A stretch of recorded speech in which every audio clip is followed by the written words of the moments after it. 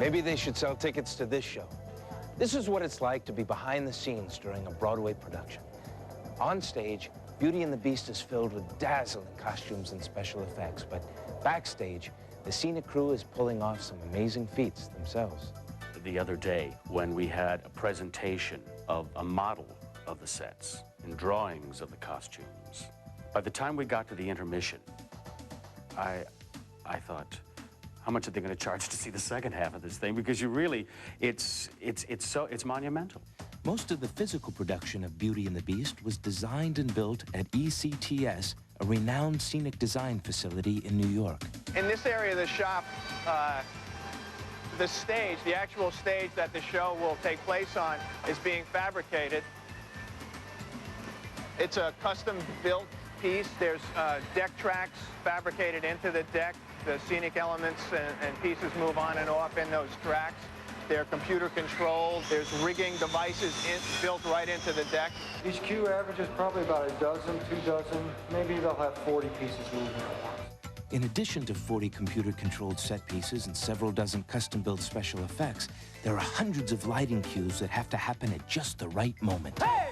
There are now 55 moving lights on Beauty and the Beast, which is a lot. I think it's more than any other Broadway show has had at this point. A computer runs everything. Every time a strobe is set off, every time a fan blows, every time anything happens, it all comes through the computer. Perhaps the most amazing show-stopping effect of all is the transformation scene when the Beast is changed back into a man. It happens live, right before your eyes.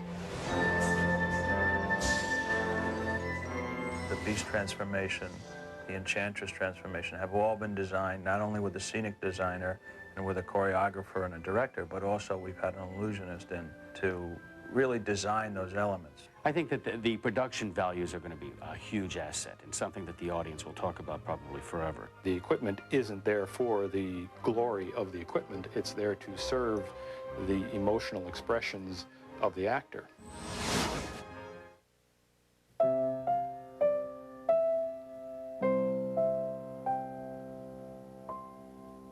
Here's a glorious piece of equipment, the keyboard.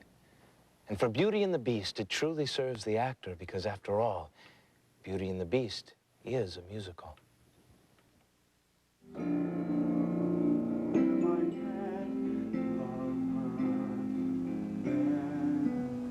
With the creation of the animated features and the way these scores are known, in a sense, or partially known before they come in, it creates an opportunity to really have a successful family musical. It really expanded well to the stage. You know, the new song moments just kind of opened up, and there they were, and they fit in a way that was very, very satisfying. I'm especially good at expectorating. 10 points for Gaston! Menken composed 5 new songs for Beauty and the Beast with award-winning lyricist Tim Rice. Menken had written a 6th song, Human Again, with his former partner, the late Howard Ashman, in 1990, but it was never included in the animated feature. First opportunity for a song was Belle and Maurice after the opening song, the moment where she says, everyone says I'm odd, and he says, you're not so odd to me. You know, you're just perfect to me. In a song called No Matter What. You're all I've got, no matter what. The second moment was when Gaston goes to propose to Belle. And she says, what do you know about my life, Gaston? And he goes, plenty. Picture this. A rustic hunting lodge. My latest kill, roasting over the fire.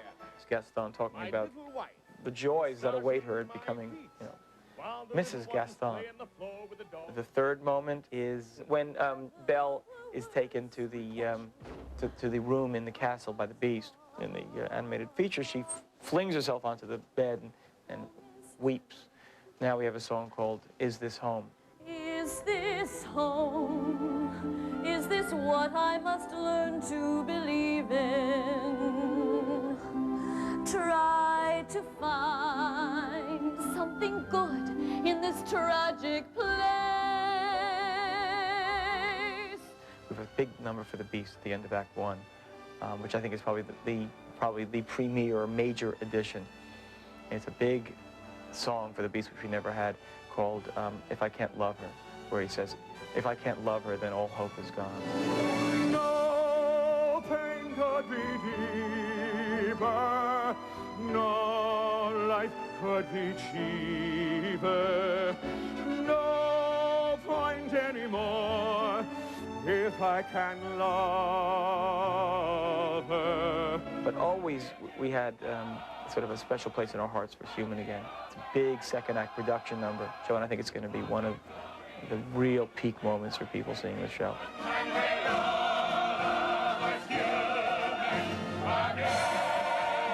And there's one more number we've just added, which is the moment towards the end of Act 2 when Gaston and LeFou meet with Monsieur Dark, who runs the Maison des Lune, the insane asylum, and induces him to go and fetch Maurice, being insane, and therefore pressure Belle into marrying him.